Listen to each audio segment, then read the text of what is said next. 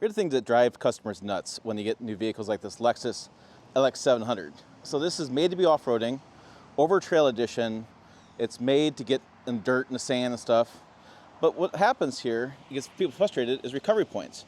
When do you get stuck? Off-roading is not if you get stuck, it's when you get stuck.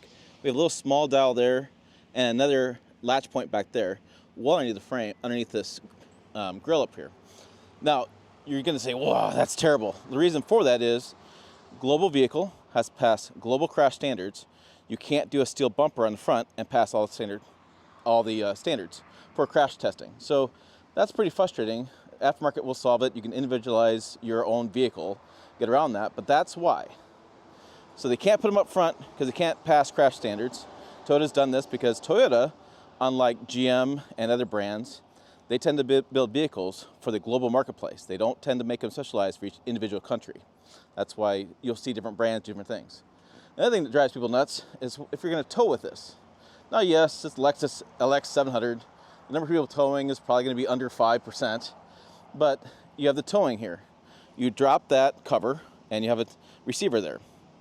But you have the connectors are going to be right up here for running your cabling. And they do that because they want to bolt that next to the frame and have it sturdy placement.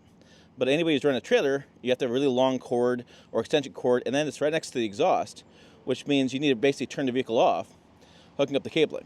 Now I said, why don't you put it into the frame? And they said they don't want to mess with this styling here. So they said, okay, we want the styling to look better. We know towing is not a huge aspect of this vehicle, but it does make it frustrating for practical guys like me when you want to tow or recover something up front. If you get stuck, really are limited in what you can do.